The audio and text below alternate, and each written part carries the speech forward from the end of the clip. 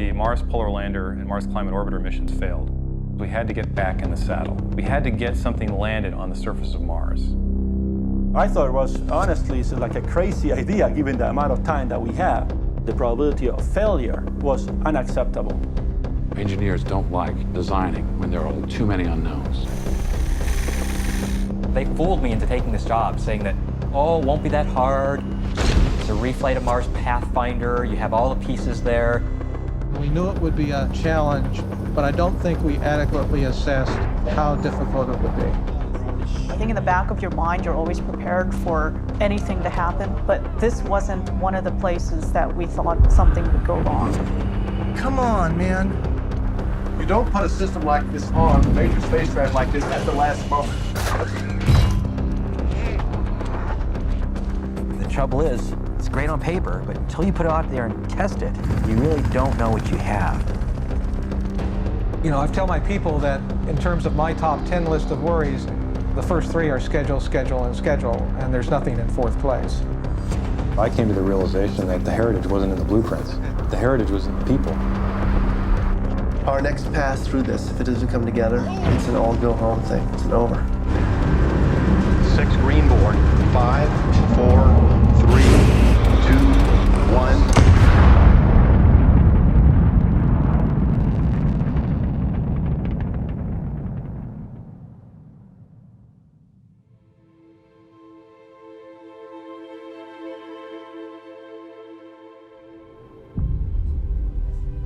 At the end of 1999, the Mars Polar Lander and Mars Climate Orbiter missions failed.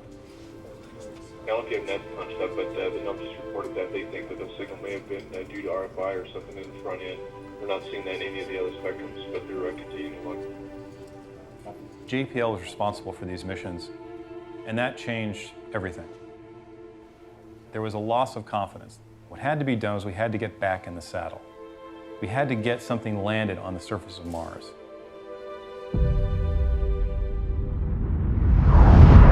The problem was we didn't have a lot of time. We have to go back to something we know.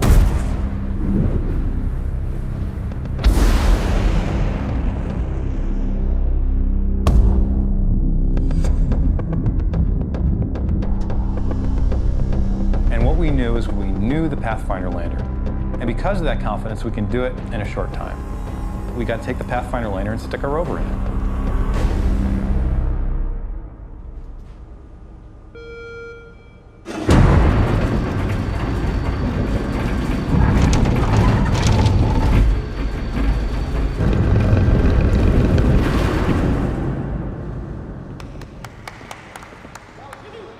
Here we go, 6 pulses for equalization at -18 dB.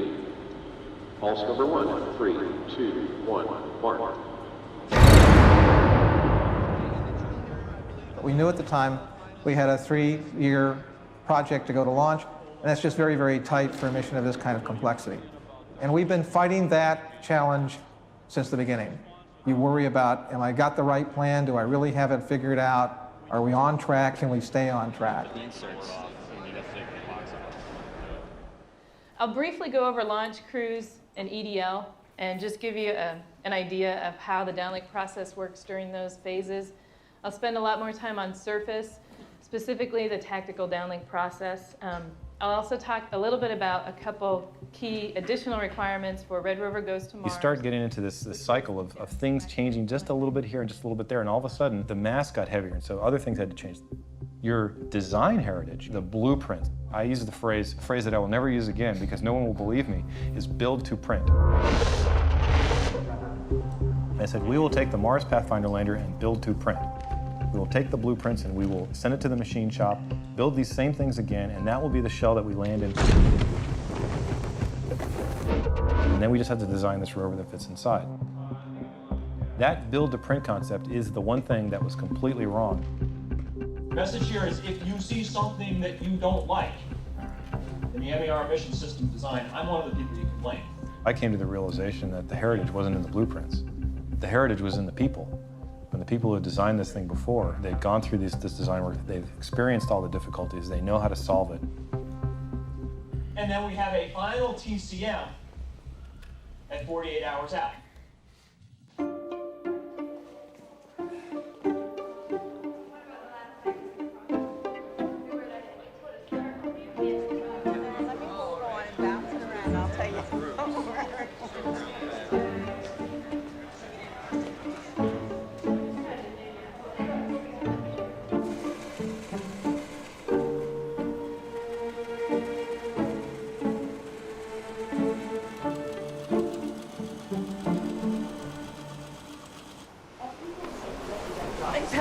only weigh 40 pounds, but they feel like 100.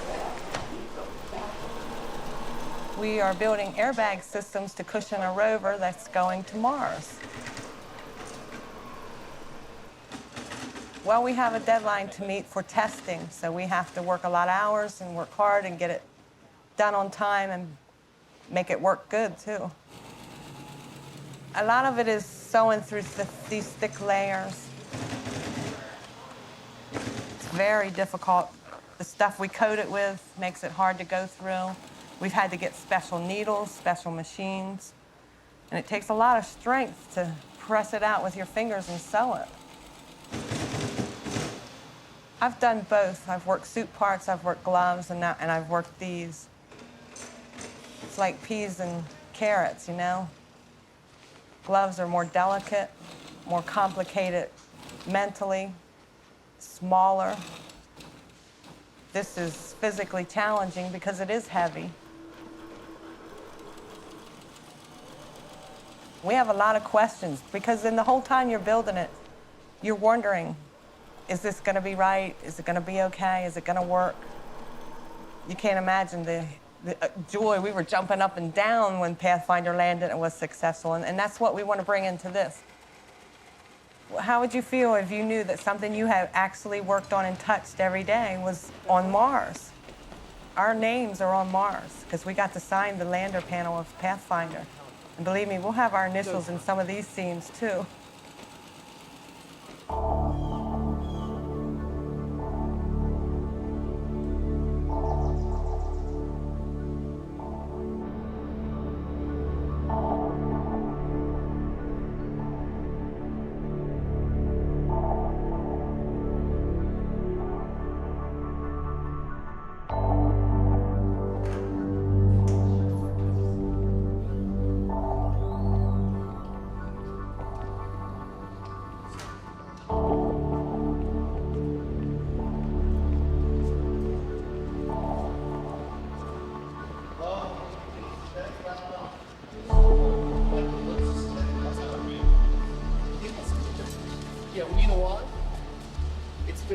Hit a lot. I mean, seriously, no. These things lose a little of their edge. I mean, look, it's got the same texture down underneath where it's never been tested. This is the rock that was causing all the problems in the last test. So we were right up to the hairy edge. We were supposed to just be checking the box. We were waiting to see if we had a working airbag system. It was pretty scary. It's amazing. You never would have guessed that this rock would cause so much trouble. No, it's not. This is sharp. They fooled me into taking this job, saying that, oh, it won't be that hard. It's a reflight of Mars Pathfinder. You have all the pieces there. Put it together again, it'll work. And every single last darn piece on that entry descent landing system had to be redesigned, sometimes almost from scratch. So we're using the replica drop for this first drop. MER as being this heritage, this build to print. You never get to do that.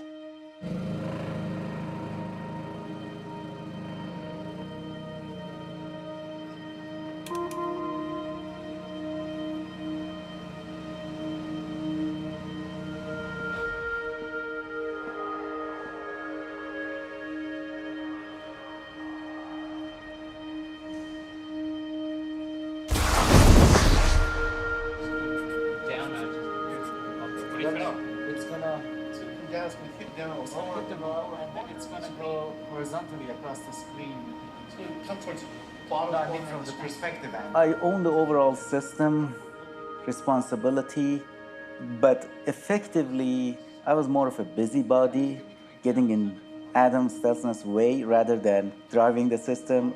I wanted to see firsthand and understand the challenges. And sometimes you can't really understand it unless you're there on site and seeing all the debates that bring out those subtle nuances of the design that you do not hear any other way. We thought we understood how the airbag system was going to behave. We knew it was marginal, and nobody was expecting it to be robust. But the initial design failed and got damaged in ways we were not expecting. 45 seconds. 4 seconds. 3 seconds. 2 seconds. 1 second. Release.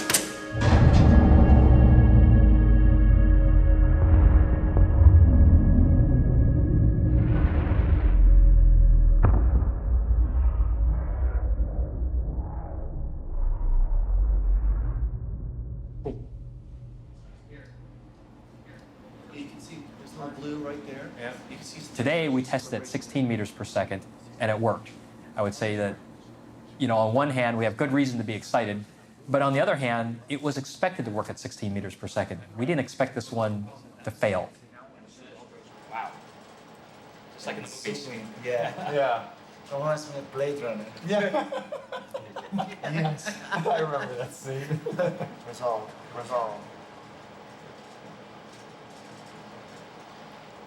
Okay.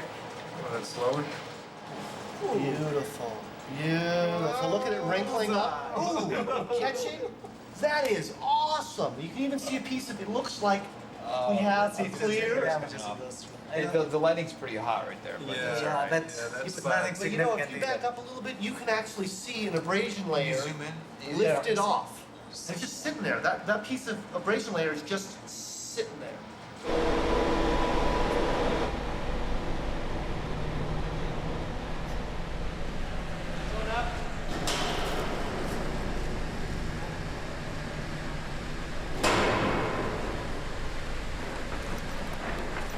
What we've got here is what we're calling classic airbag damage, where the outermost layers are there as sacrificial elements to protect the bladder layer.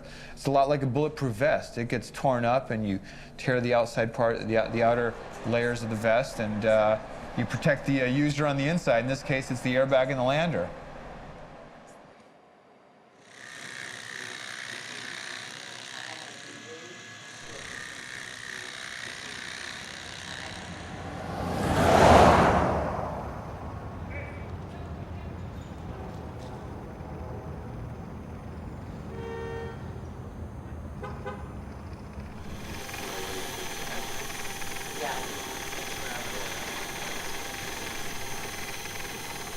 This tool's formal name is the rock abrasion tool. And in NASA, you have to have your name shortened to an acronym. So naturally, that makes us the creators of the RAT. I can't tell you how many suggestions I get almost daily for logos. It's a bit of a joke around here and in the space science community that we are building a RAT.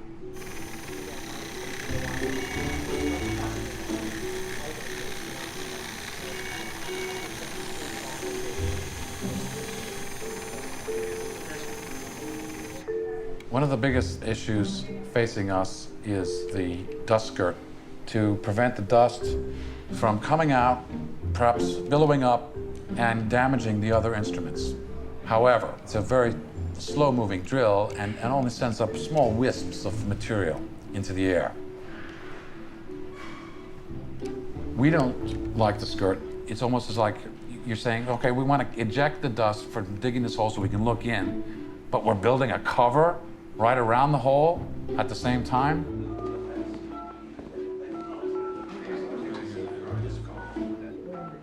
Sorry, your call did not go through. We're losing money on this. How do these, John, get? I'm here, Steve Condos. Hi, guys. Steve? Yeah. I heard somebody else on the line. Who else is there?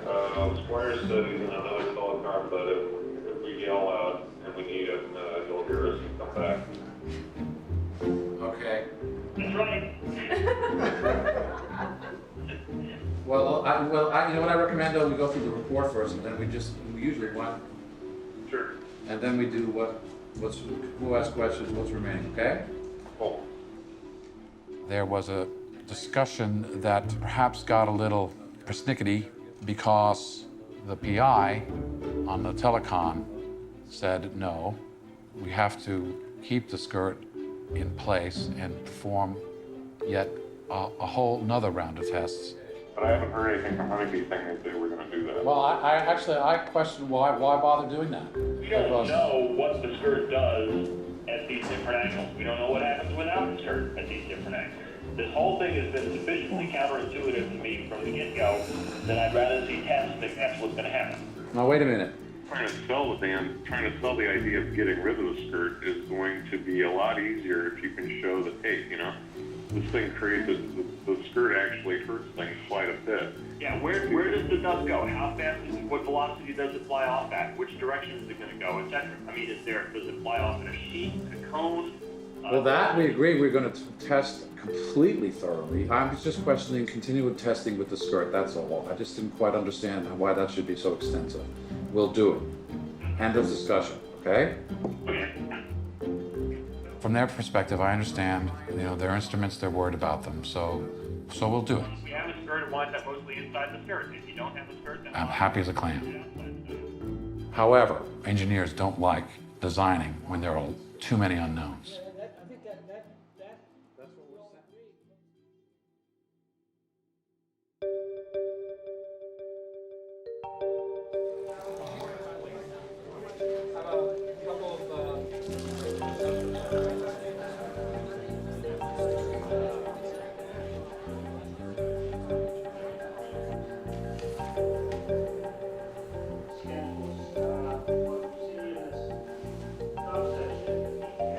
That's the baseline, and everything that these guys talked about is consistent with that budget. There's a list of threats that these guys have come to me with, and they've said, okay, the board structure may be late.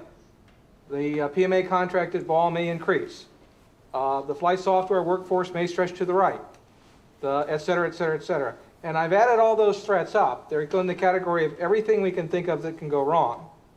Although Farouz would argue that we've made that claim before and we haven't thought of everything. I submit that based on the data I gave you this week, you can't draw that conclusion. Cut to the quick. What is the internal processes in Division 35 to make sure that these promise dates are going to be met? We are holding the subsystems feet to the fire as much as we can.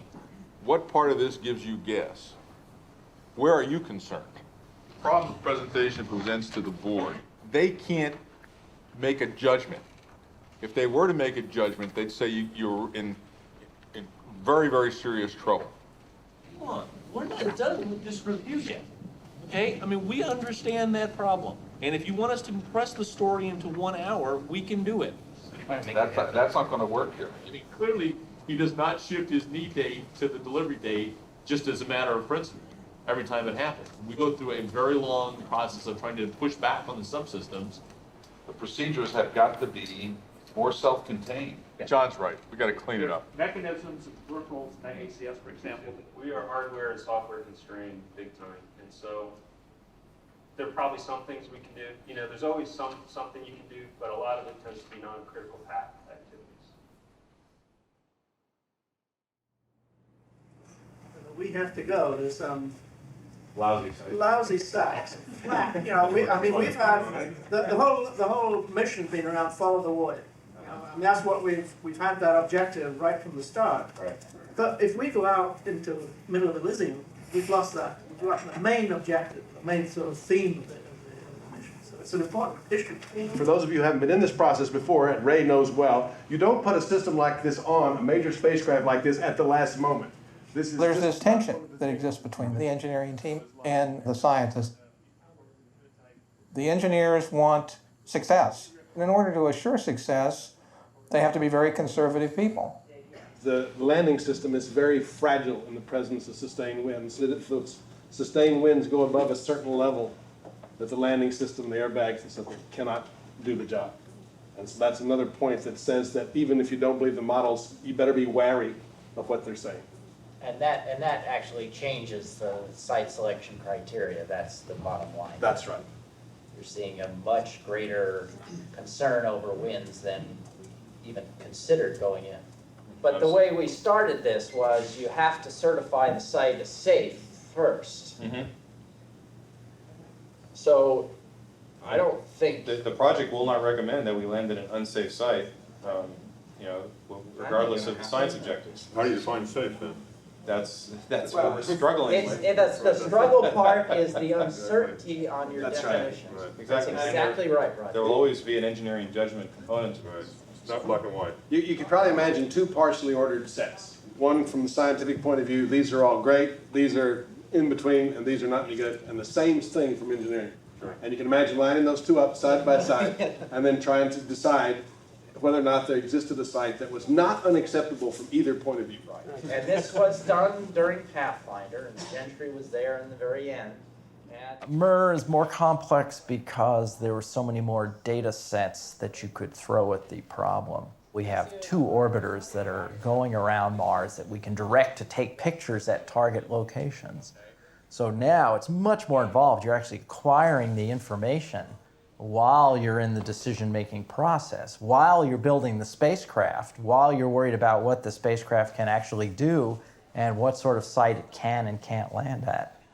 Excuse me, in terms of distant views and relief, clearly there's an issue here. But what that hematite deposit looks like on a centimeter to 10 centimeter to meter scale, nobody in this room knows. It could be wild, it could be weird, it could be very, very strange looking. But we also heard from and let me just follow that up. Pathfinder was just as dull and boring from an orbital point of view, and we landed, there were some hills there that people got pretty excited about. The uncertainty on this category, Matt, might rival the uncertainty on the winds. How could that be? Scientists trying to judge what the public likes.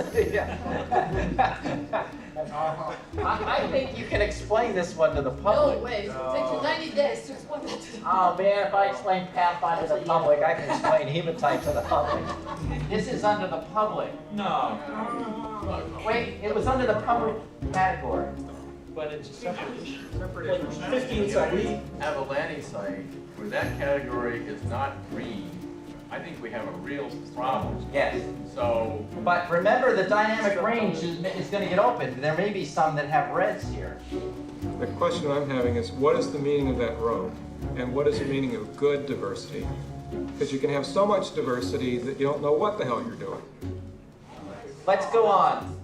Let's leave it and see if it comes to help later. But so put anything in the comments side about what's ever working on? Yeah, who thought this up?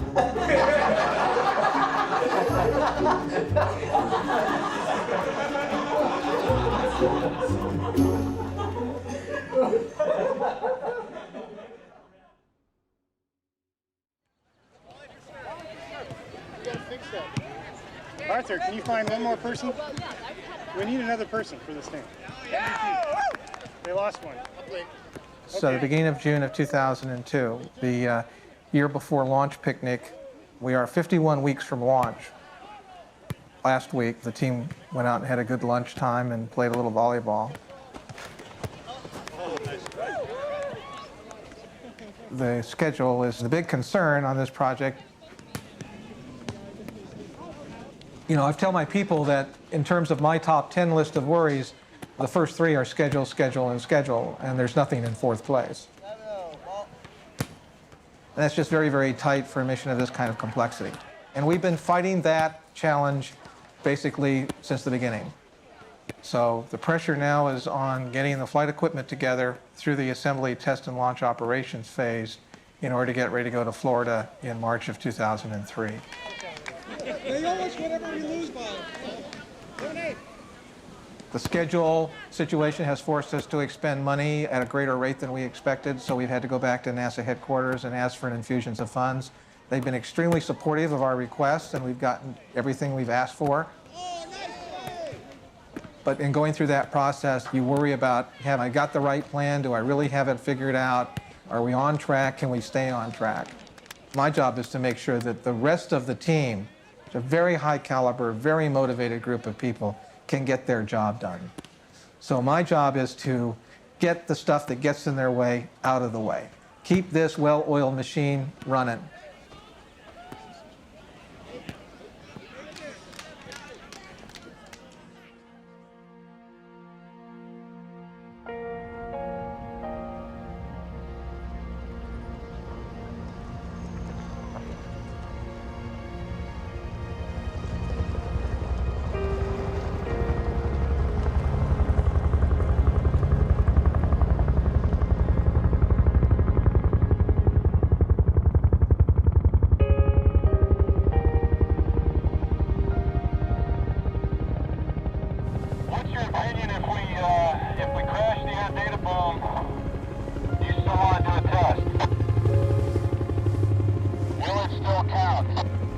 I think since this is the 0 degree, it's probably worth doing.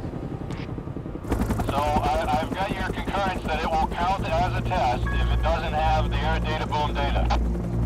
Are you questioning whether you're going to get air data boom data? The pilot indicates that we have a very high probability in these gusty conditions that we will smash the air data boom. Yeah, we'll go. We will count it. Got that, we're going.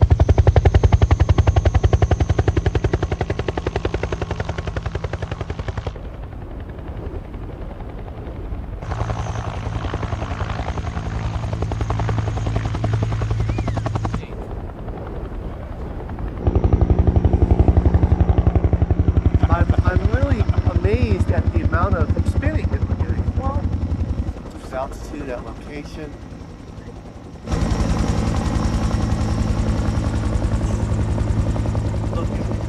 Look at it.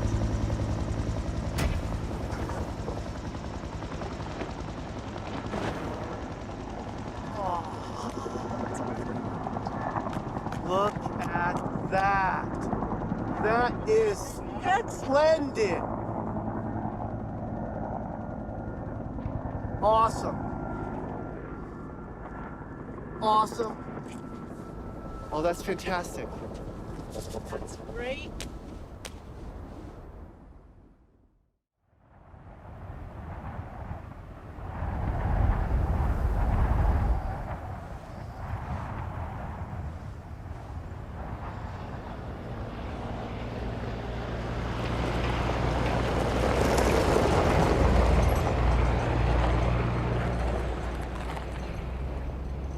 Well, here's the thing too. If let's say this one hits and it's a good test, we quickly found out that we weren't testing them the way they should have been tested.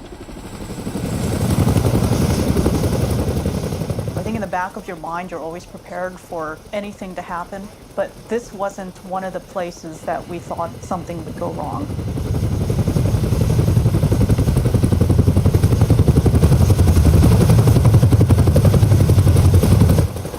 We went back in mid-June and had the very dramatic, complete structural failures.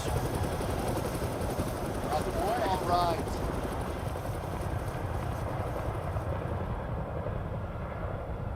We're ready. Looks good. Stabilize, count, and drop. 5, 4, 3, 2, 1.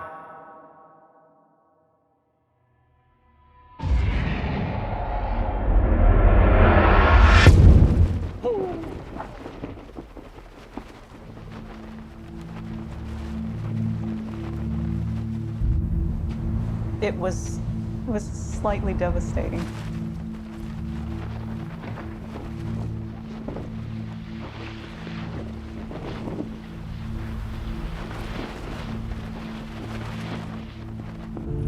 Significant, severe chute damage. Well, the political spin on this is pretty easy. Because this chute did not have any of the reinforcements that we put in to stop just these very kinds of failures, these kinds of failures are not surprising. And that's why we chose to use. You got to remember, these soft goods systems like parachutes or airbags, they are not readily amenable to analysis. The inflation of a parachute is actually a chaotic event. It's a nonlinear, dynamic event, highly driven by the initial conditions of the inflation. In that regard, I'm not surprised or disheartened at all by this. I need to get the right spin on this so that no one else chokes.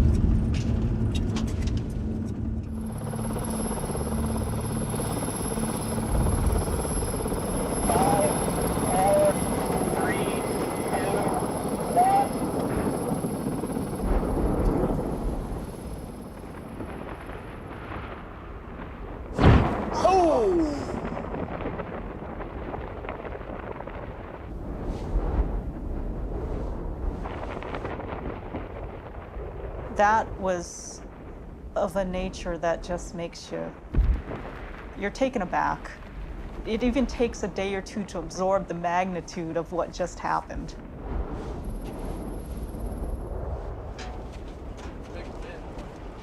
That was rough. First of all, you have to figure out why you have a failure. You have to figure out what your possible fixes are, and you don't have the schedule to investigate this in a more methodical manner that you would like. So we have to change our thinking on most likely the loads. And it didn't look like there was several different types of failure there. I mean, at least to me. To me, it looked like there was. Yeah. But again, I'm looking through a little camera screen. Well, even, I mean, it just, you know. Did you hear it afterwards? Yeah.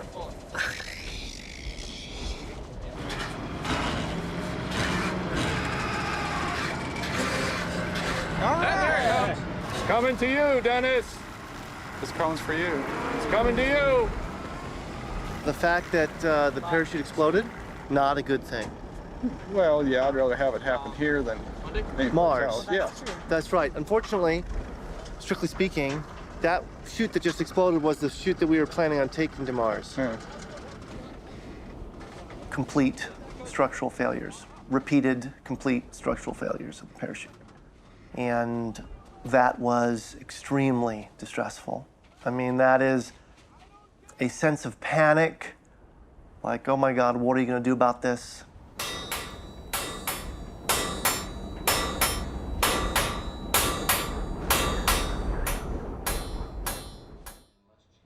The chute failed in the correct loads.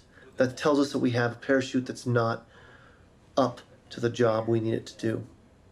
Because we have packed as much parachute as we can into the volume that's available to us, our only recourse in making the parachute stronger is to change the configuration and reduce the band length. The way you make it stronger is you put maybe other webbing or reinforcements or thicker fabric. The net result is that you need more volume to pack that fabric in. We don't have any more volume. It's going to require people to be brave, especially managers to be brave, because the certainty that we have the job done is going to come very late, and that's going to make everybody nervous. Our next pass through this, if it doesn't come together, it's an all go home thing. It's an over.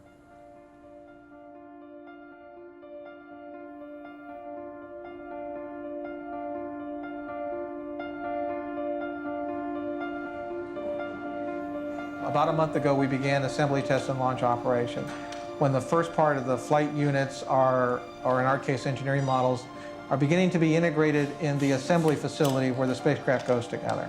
That's a big deal because it indicates that you now have completed enough fabrication that you can begin the test phase and begin to understand what it is we really have designed and built. And where did we build it a certain way and it behaves in a way that's unexpected, and to fix those problems so that at the end of that test period, we know exactly what the article will do so we can send it to Mars with confidence. We are doing 2 shifts per day.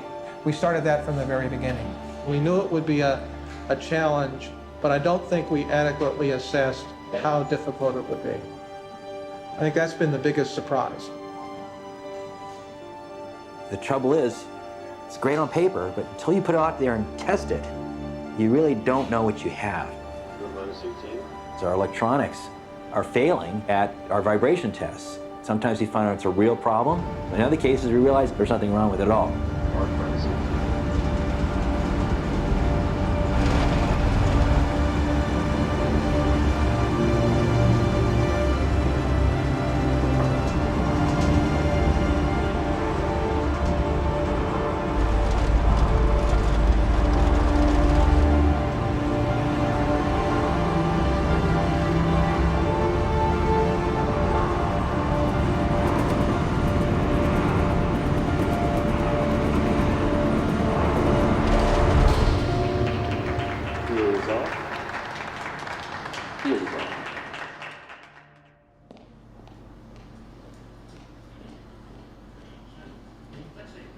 There's 2 camps of assembling and testing the rovers and the spacecraft as a whole.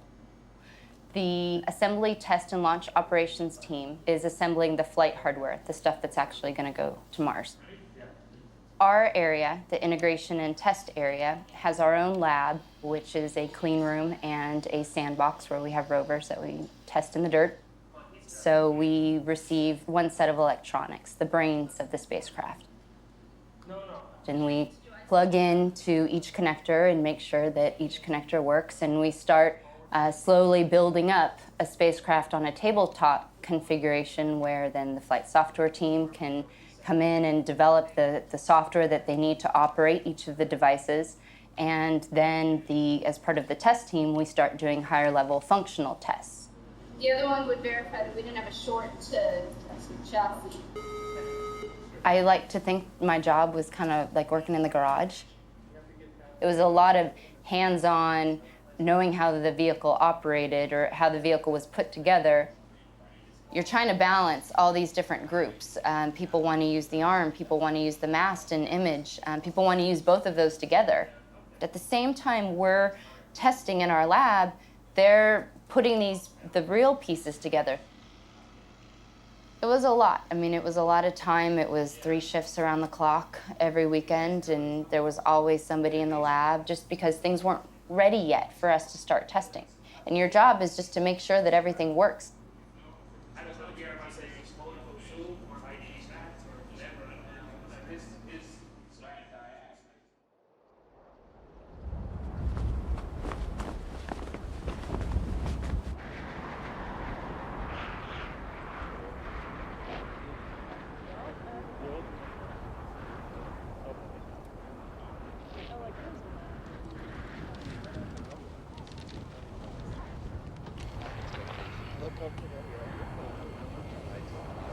I like a Mai Tai, please.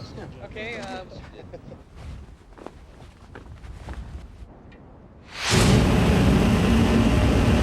There it is.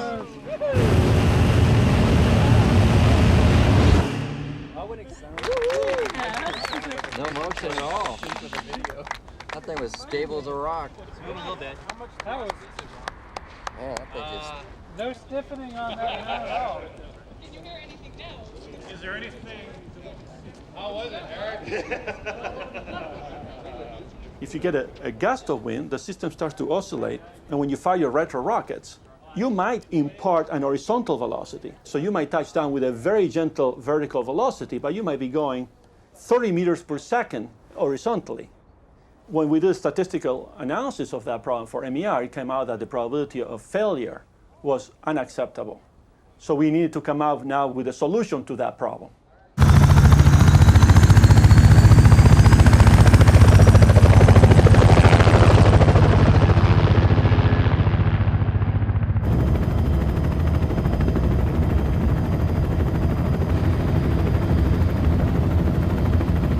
Put a camera and you take 2 pictures, and then you can look at the displacement in the 2 pictures, how much you moved, and you divide it by the amount of time between the 2 images. You can figure out how much, what's your velocity. You know, the loss of fixes, you know, were good to us. Hey, this is doable.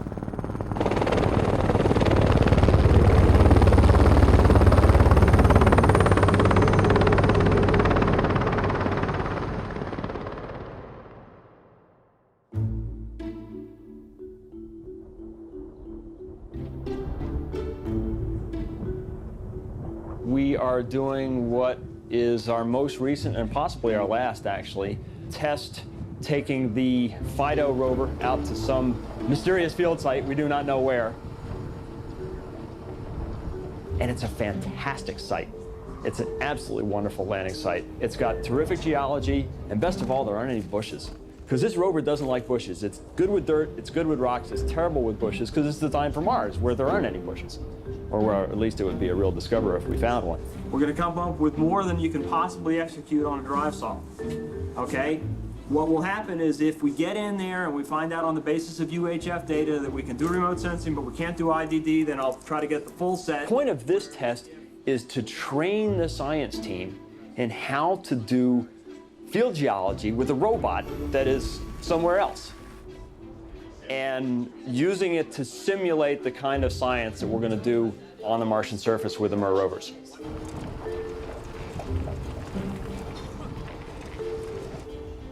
I don't know where we are in terms of latitude and longitude and what state of the United States we're in, but that doesn't matter.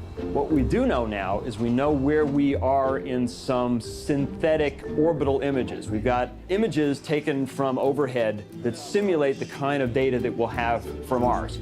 The SOWG meeting will begin in here promptly at 8:15. So at 8:15, I want everybody in their seats, in this room, quiet, ready to go. Which rock we choose will be influenced not just by the geology, but also by where we're going to go after that. That's not something that comes naturally to a field geologist. We got to stay real focused on the task at hand, which is doing the best job that we can for 10 days of really simulating the science that we're going to do on Mars. And you have all the geology? Yeah. I know you guys love the PanCam. Excuse me, can I have your attention for a moment? Yeah. I know you guys love the PanCam panorama, but don't forget one thing you've really got to focus on is what the next solid's going to be. So be looking at the current location front has cam so you know what's in your work bag. Okay? Good. We have 1, 2, 3, 4. Probably want to get this thing here. Hey folks, anybody's got questions, issues on how to do naming of things? Roxana Wales here is our expert. Go to her for advice. Okay?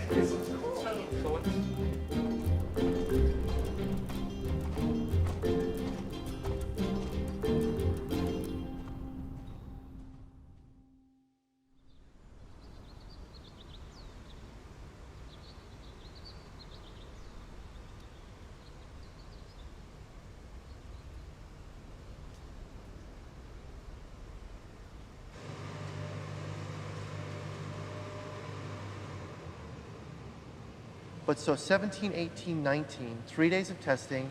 If we really knock them out like the two in a row, Yeah, 2 a day. maybe make wasty, right? Okay. I mean, that's just the only concern is that. Okay, so the other scenario is, then you start asking, But is if it we worth get- even getting 1 or 2 off in that And period? it is. It is. It's worth, look, if 1.6 fails, that's huge. And we have 3 mortars, okay? 3 GGs.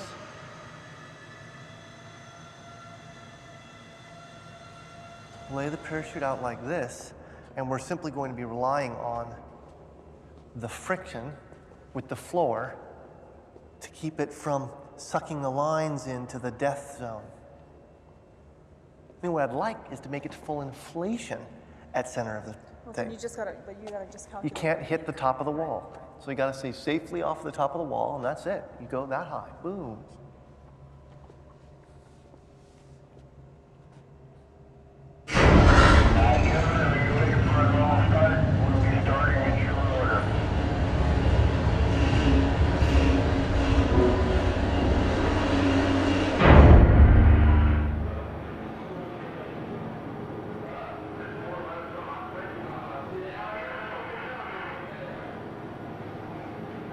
Four, 3, 2, 1.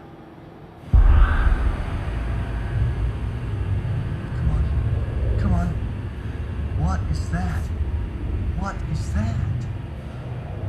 What is that? Come on, man. I don't know what it is. What do you think it is?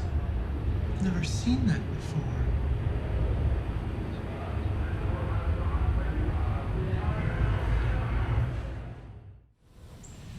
We are mobilizing or scrambling all forces to have a discussion at 12 p.m. Pacific on this subject. What? Am I breaking up?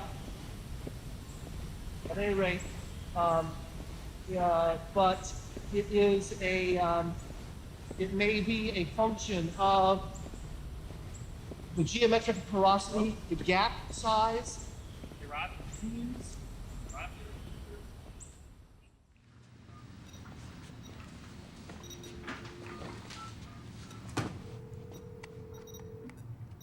Richard, good. Richard, it's Robin and Trayson and Adam and Wayne is talking to Manning outside, and he'll be in a second.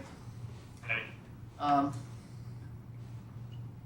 This is not anything that was seen during Pathfinder or thus far during MER's development. just as a general policy, clamp down on the information until Robin and or I have had a chance to release a press release, essentially. Why are we doing a press release? Oh, and it's not a press release. The emails you receive, okay, that's how information about this drop goes out first. Because I found with the airbag drops that if you make a telephone call, somebody tells somebody else, and they play the telephone game, and by the time it makes it to up the food chain, all the good words have been lost and only the bad words have remained. But this allows you to inform your management before it gets through the grapevine. Yeah, wouldn't you like to tell Pete before Pete somehow found out? Oh, no, I'm going to go tell them right now, but my point is that, you know, I'm more worried, actually it's getting to headquarters that I'm more worried about. That's right. Okay. Okay, because number one, I'd like to come up, I mean, I think it'd be good for us to come up there for that reason alone, is just to talk to Amy about politics of what's going on here. Okay. And that's one of the reasons why I want to come, is just to say, hey, you know, we probably should be with. Here we go, baby. Arm switch on.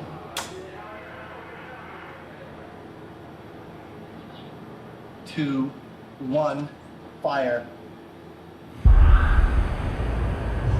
There it goes. Look at that. Beautiful. Beautiful. Beautiful.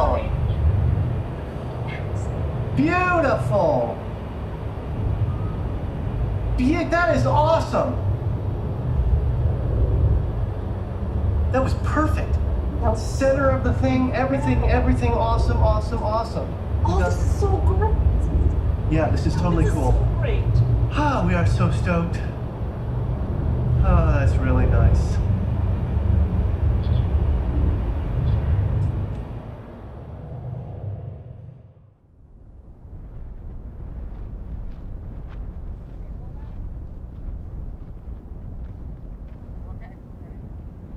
Ten, 9, 8, 7, 6, 5, 4, 3, 2, 1, pull!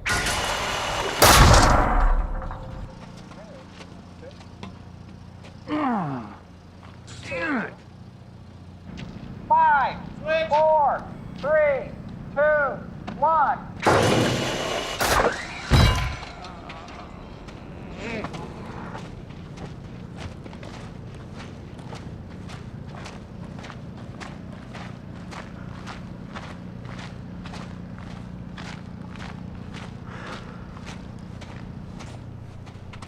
Can we pull the transition through? No. You're a foot shy. 18 inches shy.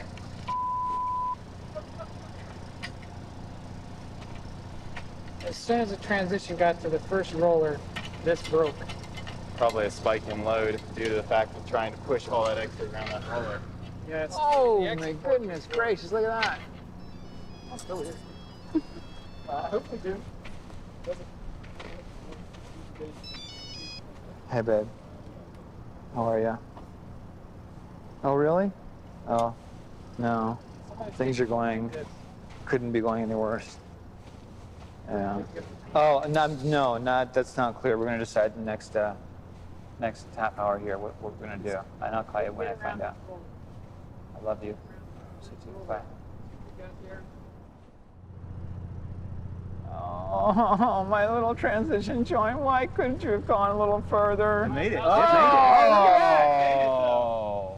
Well, I made it. Transition joint made it. Test 104, Brad. That was 104. We got to get this thing fixed because we don't have a mission without this device. Yeah, please. We just got to test some more. Can you put this on a CD for me and let me take it home? This movie? Tonight?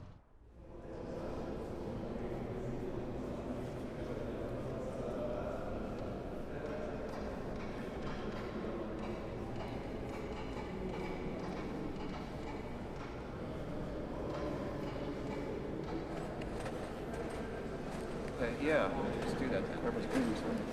Yeah, let's do that.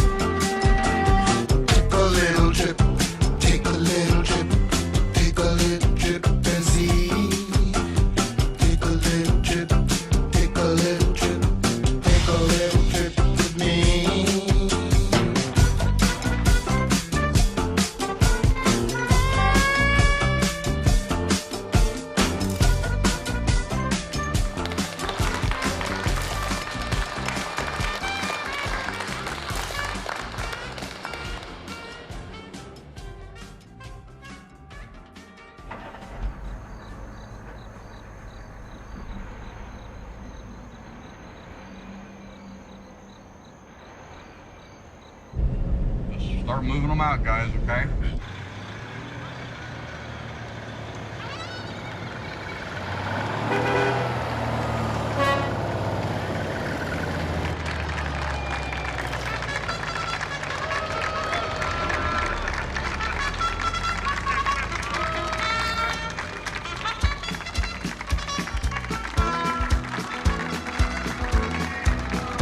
On the road again.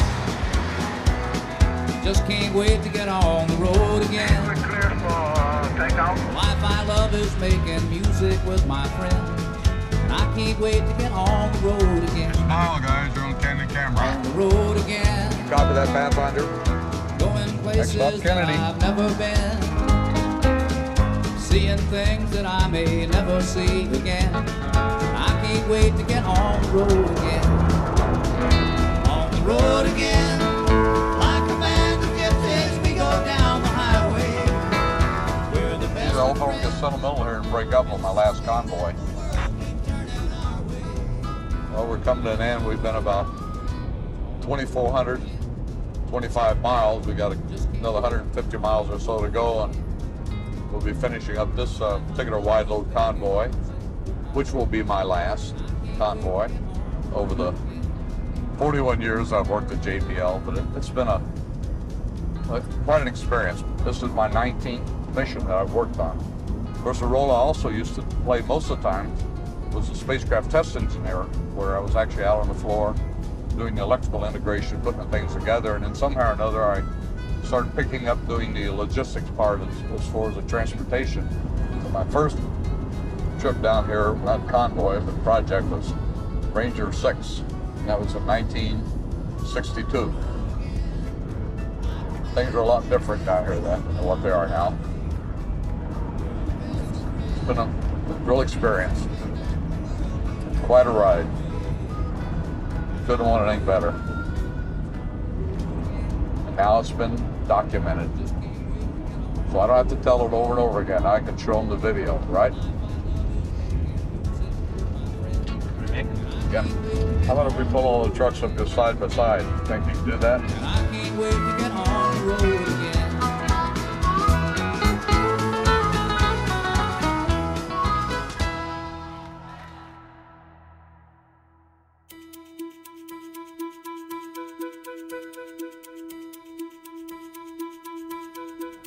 Rolling? Here we go. Okay.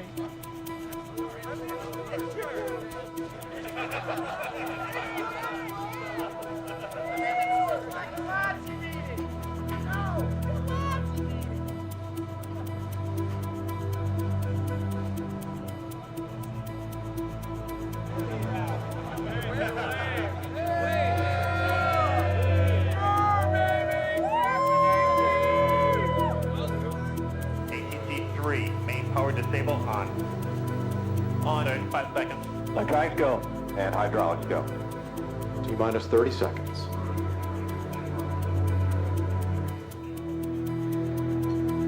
T-minus 20 seconds. T-minus 15. T-minus 10, 9, 8, 7, 6, green board. 5, 4, 3, 2, 1.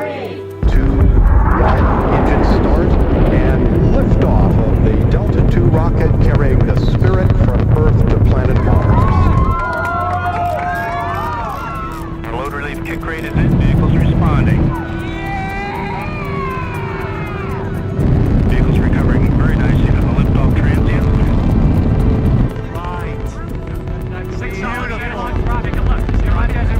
T plus 20 seconds. Look normal for this phase of the flight. We're approaching